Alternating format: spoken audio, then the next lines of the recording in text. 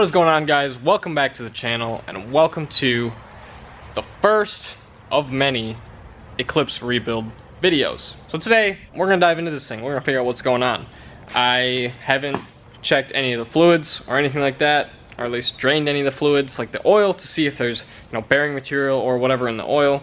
So that's gonna be one of the first things that we end up doing, and I guess we'll go from there depending on how that looks, because that's gonna tell me right away if we need a motor rebuild or if potentially the lower end is good and we just gotta pull the head. Let's go ahead and get this thing jacked up and then we'll get that oil draining.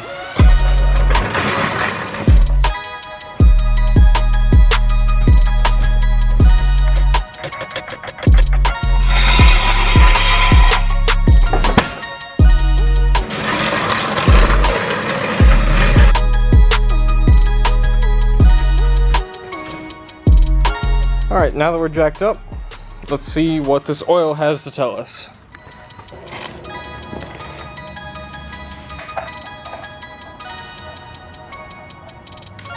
Alright, so the drain plug was loose, so I can definitely tell that that's been pulled.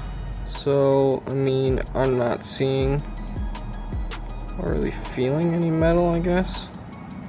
No, I can't tell if it's dirt or if it's actual, like, metal pieces. Honestly, it feels like dirt. This oil honestly looks nearly new. Like it's still got the kind of like new oil look to it. It does look a little sparkly. I think that's showing up on camera.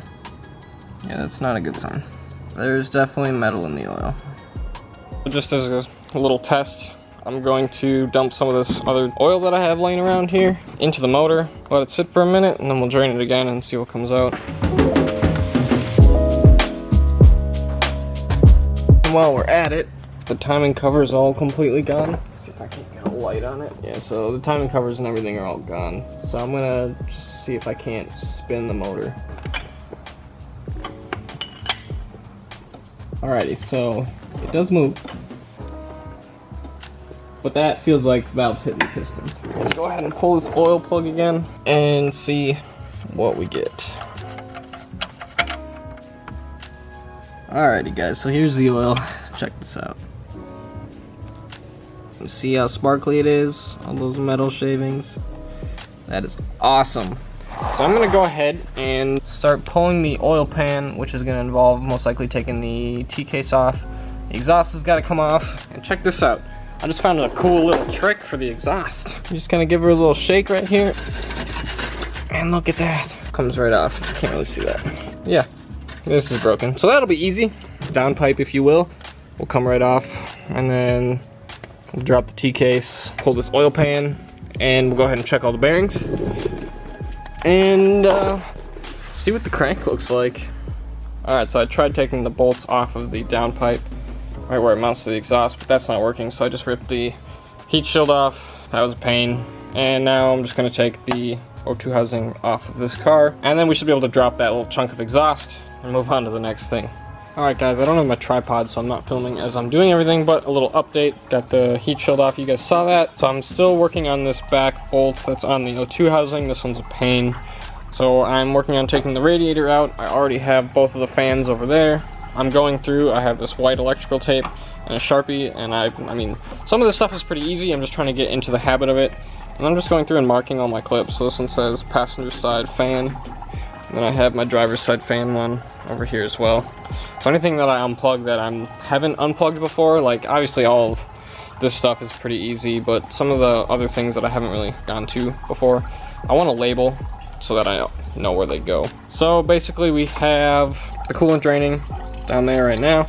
I gotta pull the lower radiator hose off. It'll be this bracket and this bracket. The radiator will come out. Then we should be able to get at this bolt super easy with a wrench. Following that, we'll be taking some of the subframe off and the T-case, and then we should be able to pull that oil pan and see what our bearings look like.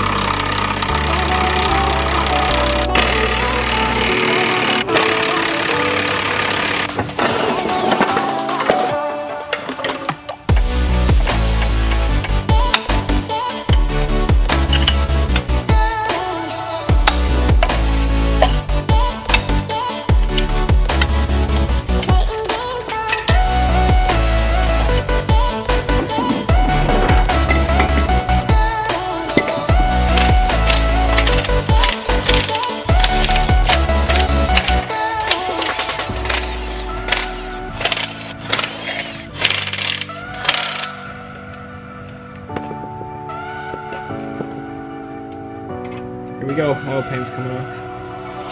There's no denying what we want. There's no denying what we want. Playing games, no. There's no denying what we want. There's no denying what we want. Playing games, no. There's no denying what we want. There's no denying what we want. Playing games, no. There's no denying what we want. There's no denying what we want.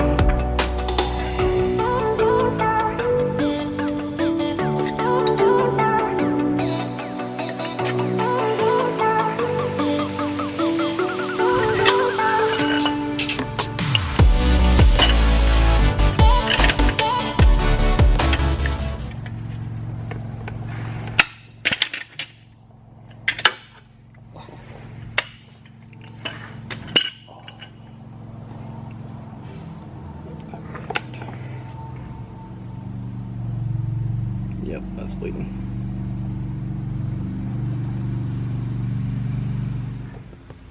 What's going on, guys? It is a day later. I stopped filming yesterday about halfway through taking apart the lower end of the car because I actually hit myself in the face with my big pipe extension for my ratchet, and it hurt really bad and it was bleeding all over the place, so pretty much stopped filming there.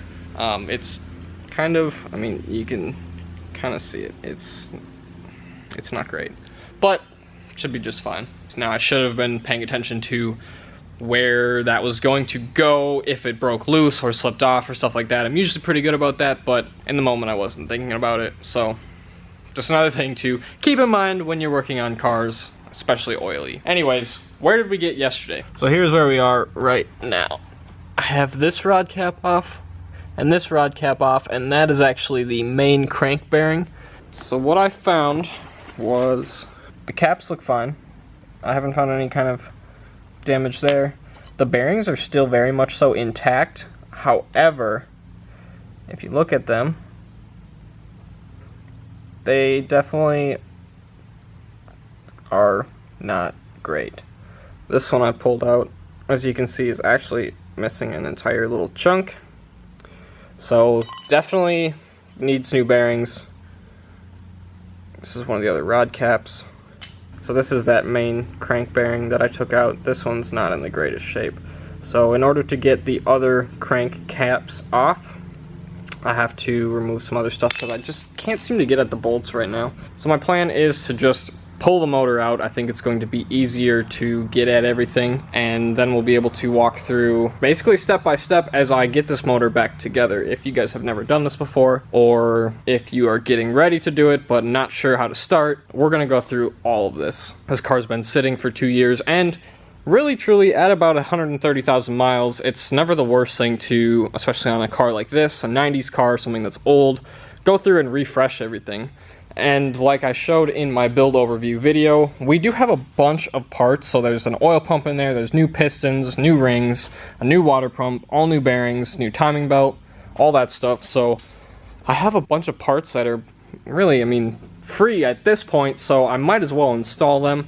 And it'll be cool to show you guys how it all goes together, because I did actually do it on the motor that's in that car. Oh yeah, that car's here today too. I had to bring that one over so that they could meet. But I already did that on that car, so I know how to do it, and now I can actually walk through and show you guys, because I hadn't even started my YouTube channel when I did that, so kind of missed out on a little bit of content there. But regardless, it's going to be kind of fun.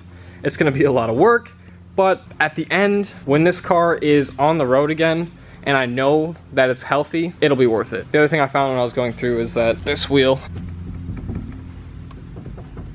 kind of loose. I think that wheel bearing might be bad, and I actually did the front wheel bearings on that car as well before I got it on the road, so we'll probably end up putting a wheel bearing in that. It might be a tie rod end too, or a control arm or something like that. I'm not 100% sure, but you know, there's definitely some suspension components that are going to need to be replaced. So we're going to go through and basically make sure that this car is good to drive again, because I would like to drive it in the winter and make some snow content with this car. I think it would be an absolute blast, because this thing still has really everything it needs to be a daily driver, so we just gotta make it there. As far as the rest of today goes, I'm pretty much gonna call it the weekend done. I don't really feel like messing around with this thing anymore. I know what I have to do next. I figured out basically what I want to figure out. I still don't know what the condition of the valves and the pistons are, but in the meantime, I drove this thing here because I don't own an air compressor, but Matt does. and I lowered my tire pressure at the track, so it's time to get the tire pressure back up. The rears are at 24. I don't know what the fronts are at, probably 26-ish. They were all at 30 before, so I'm gonna put them back up there so I don't end up wearing my tires prematurely, because don't want that. The other reason I came here is because I needed all my tools. I like having my tools at my house, not at my house. So I got my toolbox in the back of the car as well. So that's gonna be it for today's video.